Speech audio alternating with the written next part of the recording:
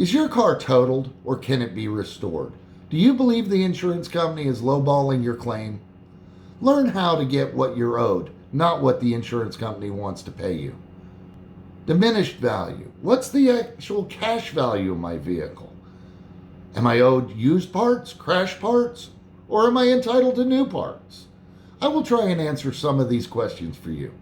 My name is Martin Fry. I have been a licensed public adjuster serving insureds for over 20 years. Today, I'm going to try and give you some useful and free advice.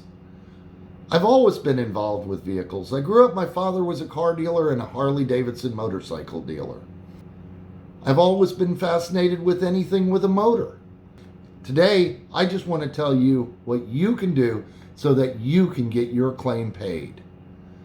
Unfortunately, if you spend enough time on the roads, it's not a matter of if you will be in an automobile accident, it's a matter of when. Insurance is supposed to be there for you, but I have found every time I've needed my insurance company, their idea of restoring me to my pre-loss condition and mine have been significantly different. The threshold for determining a total loss is different by each state.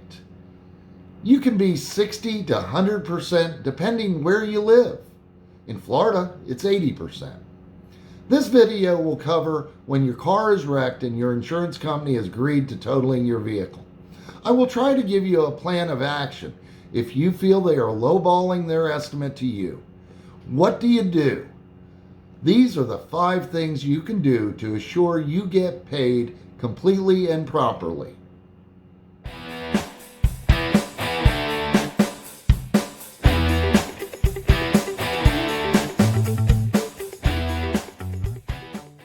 Now, the 5 things you can do to assure your claim gets paid completely and properly.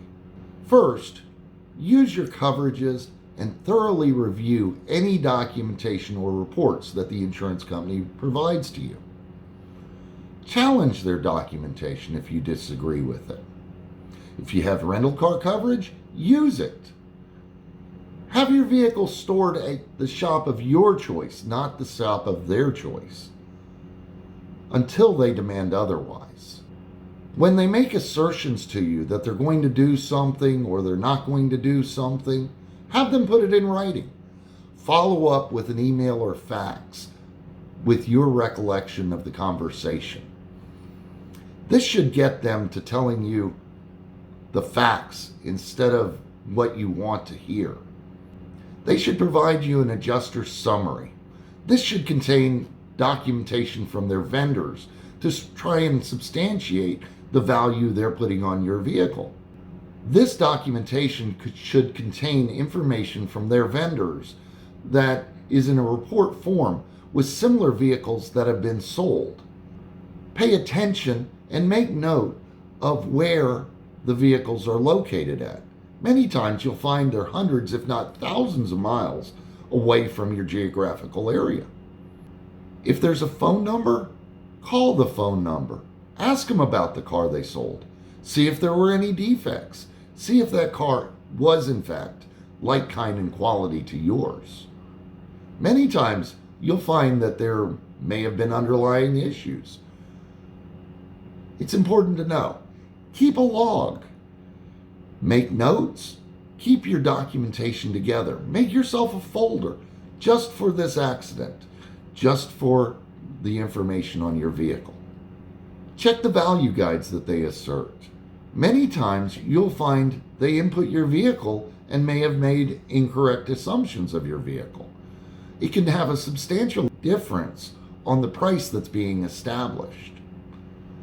Notify the adjuster in writing, by email and fax, of any discrepancies that are found and ask for them to redo their report. I try to avoid as many phone communications as possible. I find that keeping communications in writing is a lot of times the best avenue. But if they do call you and they make the assertions, again, follow it up with an email and fax denoting your understanding of the conversation and what they advised you. Keep in mind, anytime you're providing documentation to them, it's like providing testimony. So if you're providing an estimation, you better be happy with it, because that's what they're going to think the maximum they could ever pay would be. Number 2 is document and keep control of your vehicle as long as you can.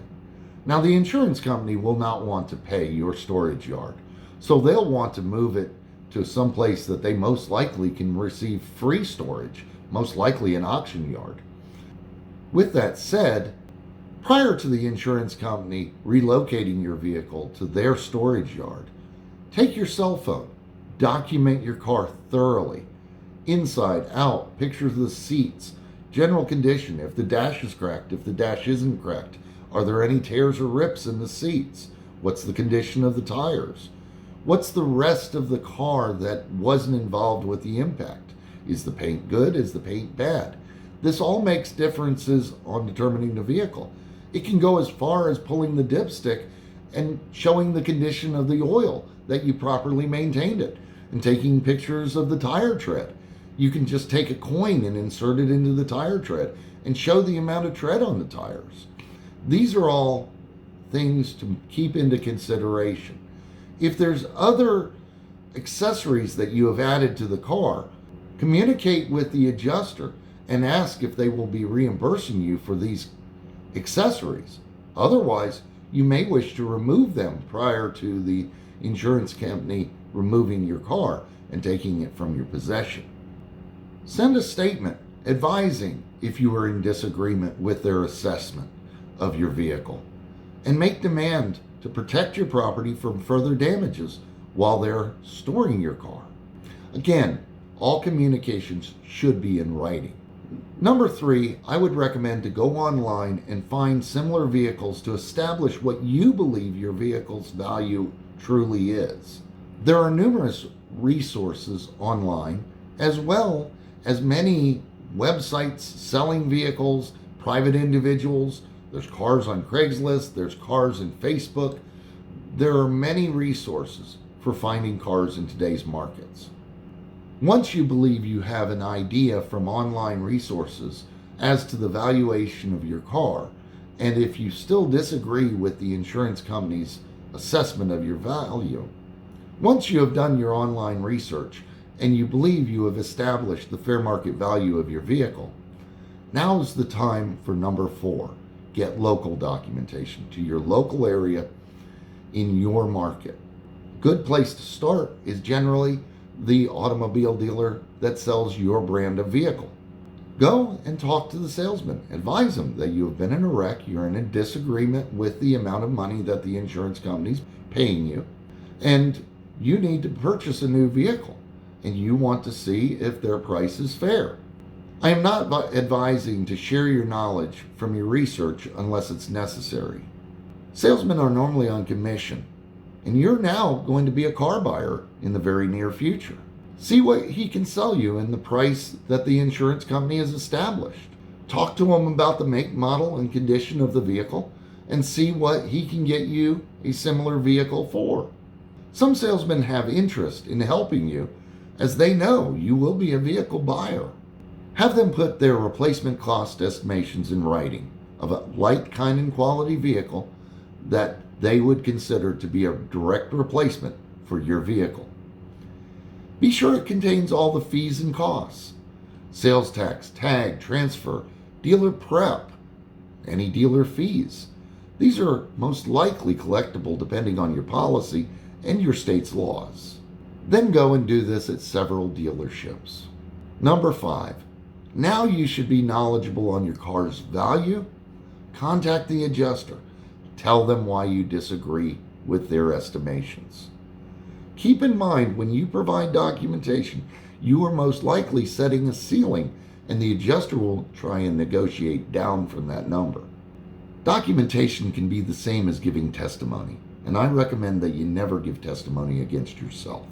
Only provide the documentation that you have gathered if you are positive you are satisfied with the amount or less, as it's likely the adjuster will try to negotiate you down. You may cap your collection by giving documentation. If you're unable to resolve it, and later this has to be a more formal dispute. But please remember, don't be greedy. Pigs get fat, hogs get slaughtered. Most likely you will have made a significant difference in the amount that the insurance company is now offering you.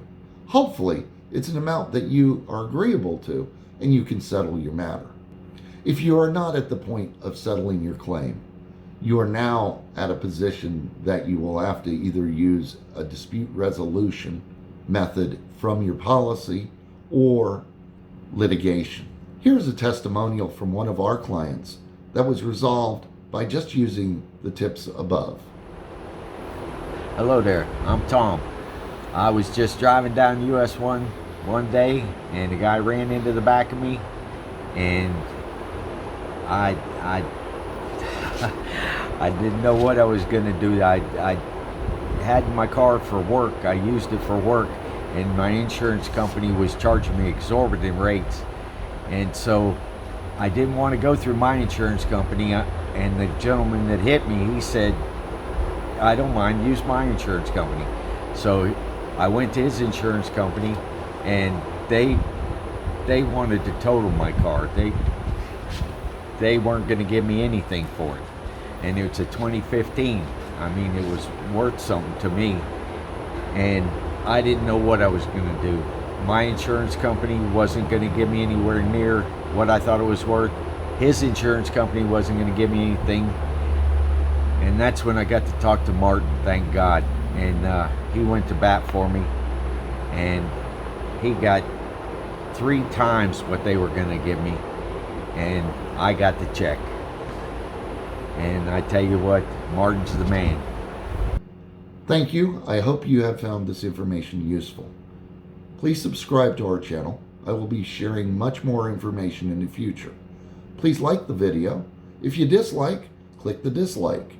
Tell me why though. Let me know what I can do better. Thank you. Have a great day.